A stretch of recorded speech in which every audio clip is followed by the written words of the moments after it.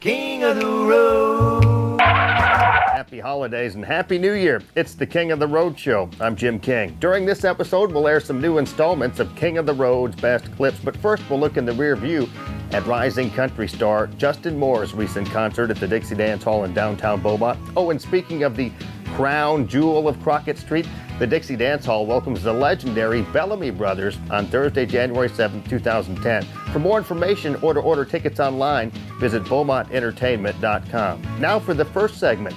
Justin Moore was born and raised in Poyen, Arkansas. One set of his grandparents raised cattle and helped with the chores. The other grandparents taught him how to hunt and fish. Although he was a star athlete in high school, he moved to Nashville after graduation to pursue a music career.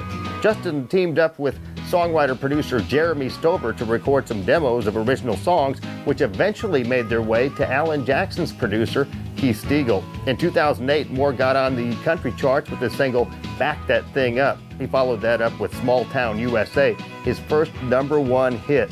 Moore released his self-titled debut album on the Valerie music label in August 2009. His current release, Backwoods, is making its way up the charts.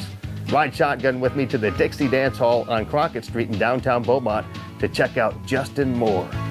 One man has the power to take you behind the scenes. Jim King of the Road. Jim King of the Road. Hey, good to see you. Good to see you, buddy. Justin Moore. Been looking forward to this show for quite a while. Of course, you had that huge hit in 2009, Small Town USA, which is really your true life story, isn't it? You wrote the song. It You is. Grew up in a really small town in Arkansas. It's been a good year for us. Small Town USA has provided us a lot of opportunities, a lot of great things this year. That was the second song I wrote when I moved to Nashville, actually. Yeah. From Arkansas. I grew up in a little town called Poyen, which is about 300 people. And 272. 272 is what the sign said. I wouldn't know that, but the sign's in my grandma and grandpa's front yard. So Yeah, I read that too. But it's been a big year for us, thanks to that record. So. Got on the road with Brad Paisley because of this song next year starting. And we're here in Beaumont tonight because of this song. So anyhow, we thank you very, very, very much for making our dreams come true this year. You guys have changed our lives this year. Thank you very much. I already told you, this is our last time in Texas. This is our best Texas crowd ever, too. So thank y'all very much for making this our first #1 record on country radio, y'all. I'm serious, you really made dreams come true with this bad boy. How many of you is proud to be from Small Town USA out there?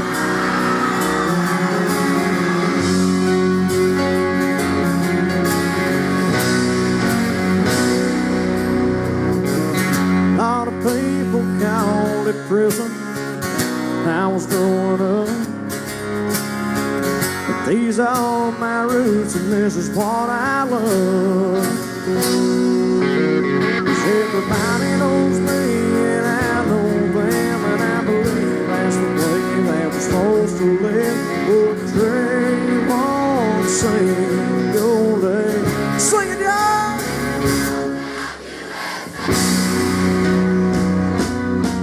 Give me a Saturday night, my baby by my side, a little Hank Jr. and a six-pack of lime. On dirt road, I'll be just fine. Give me a Sunday morning that's full of grace.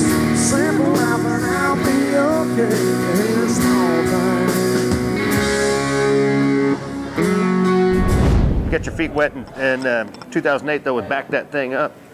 We did. That was our Good country hit. first top 40 single for us. That was the only song on the record that I didn't write, actually. A buddy of mine, Randy Hauser, which is a great new artist on Universal South, wrote that song, and I got such a kick out of it. I thought, man, I got to cut that song. And it introduced folks to our music, and I think it really set up Small Town USA well. So I think it's really neat how you are kind of an entrepreneur. You went to Nashville and realized that you didn't like the quality of the songs that you were getting to sing, so you went out and wrote your own and started a whole new career, didn't you? Yeah, you know, songwriting was not something that I had always done up to that point. I just was getting, and now I get why I wasn't getting their best music. You know, they want the artists that are having big hits and been that are successful, already known. that are already known to get those songs, and now I understand that. But I thought, well, if I'm not going to get any good stuff, I'm just going to have to write it myself. And I've been very fortunate to surround myself with a lot of folks who helped me learn how to do that. Mm-hmm. I can't imagine myself not writing now. So turns out you had a knack for it, because you wrote 9 out of the 10 songs on your current album, your self-titled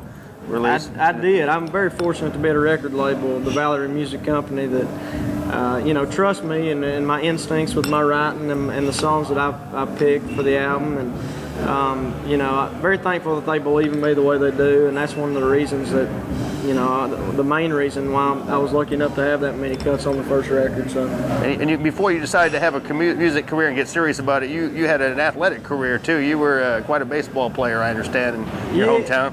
I was. That's what I was planning on doing. Was playing ball in college. I was a catcher, and I got to thinking, I don't remember any 5'6", 145-pound professional catchers. So I started playing music my senior year of high school, and I just decided I didn't want to get a real job. So I started playing music, and I thought, you know what, I'm going to move to Nashville and try this out before I get too old and can't try it out. So I've been very lucky. It wasn't overnight, though. It took you a few years, didn't it? It's been a while. I've been in Nashville for 7.5 years, and I signed with the Valerie Music Company about 4 years ago, about 3 years ago now. And but you know what? I've done all the bad jobs, and probably the worst was selling meat out of the back of my pickup truck. And but that makes you appreciate times like this and years like we've had. We've had again a really, really big year, and it provides the opportunity to go out and start off 2010 opening for Brad Paisley, which is going to be another big deal for us. So what do you think of Beaumont so far? I love it so far. I'm excited. I said this is our last show in Texas this year. Oh, really?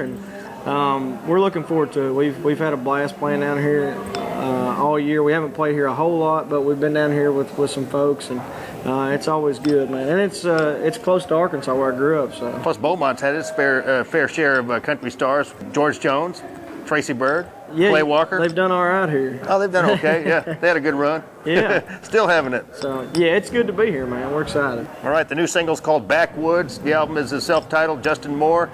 You had the big success with that Small Town USA, huge, #1 single. Boy, back that thing up, too.